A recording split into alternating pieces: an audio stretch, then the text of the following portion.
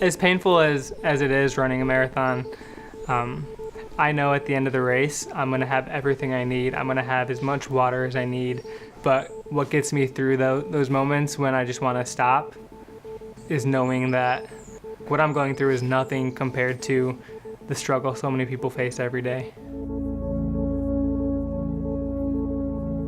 It's not something we think about because we just go turn on the faucet and we have water anytime we need it.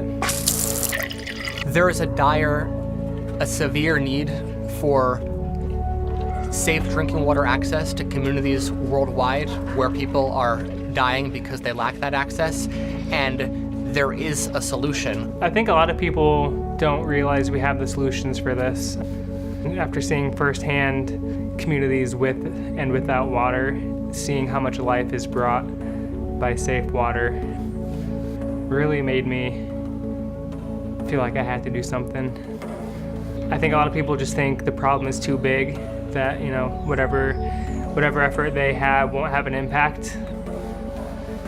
Honestly, I had no idea if running was gonna make a difference. All I know is that's the resource I have, that's what I can do. When I heard that Bryce was going to do that, running 50 marathon, I was like, really, can a human being do this? So the initial question was, can a man that's only run 2 marathons in his life run 50 in 1 year? But now that he's at number 38 out of 50, with a few months left to go in the year, I think more people believe that it's really gonna happen, and the world is starting to take him seriously.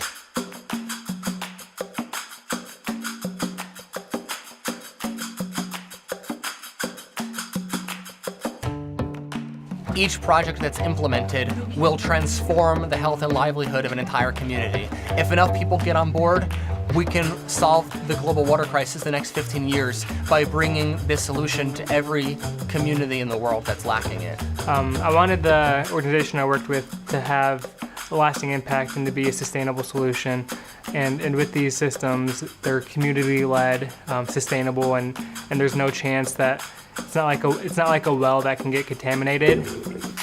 We're not doing a project that when we are out and the project is not running. No, we want to make sure that when we do that project, when we leave the community, they are well equipped to make it last in the community for 10, 20, 50 years. The community members have to be interested in it, excited about it, understand the need for it, and they have to embrace it, because only when they're empowered to really take ownership of it will they use it and benefit from it and take care of it.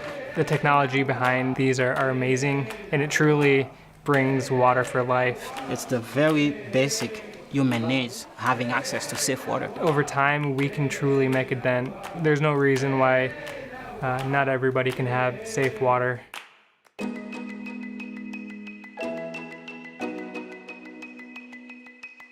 Run5050 is leveraging one thing, running, as a way of raising awareness for the global water crisis.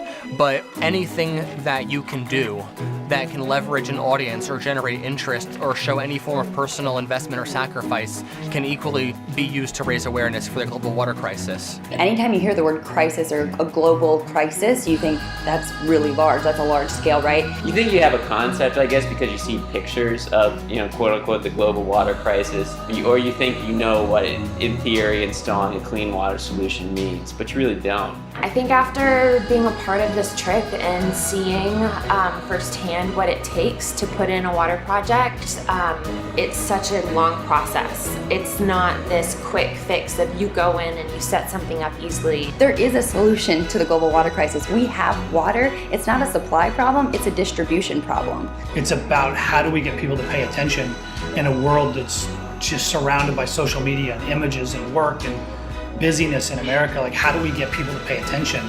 There's something going on here. Pay attention. There are so many ways you can help. It's not only giving money. You can talk to someone about it. You can, talk to your friends about it. It's not that, complicated to fix. I love capturing people and places, and you see the people here who are in need, and you can see it in their face. I brought some cameras along to hopefully capture that, to see these people as their brothers and sisters and see them as human and see them as a people also in need. Every day we're working with a new cause or movement or helping somebody raise money. A lot of companies struggle finding ways to be philanthropic, and they want that to be part of their mission. And in terms of strengthening communities, what I've seen them do here firsthand, I think just validates why we got involved in the project in the first place. I can put my stamp of approval on that, and that's something I can believe in long term. I don't have a lot of money to give, but in my mind, I take that dollar amount, set a goal, and I think about my talents. And I can use fitness and group fitness, and I can run. And so if I can do any of those things to create action and inspire others into motion, that's the goal. Our company's mission is strengthening and inspiring communities, and I can't think of anything more inspiring than watching what Bryce has done. If Bryce can run 50 marathons in a year, we can certainly end the global water crisis.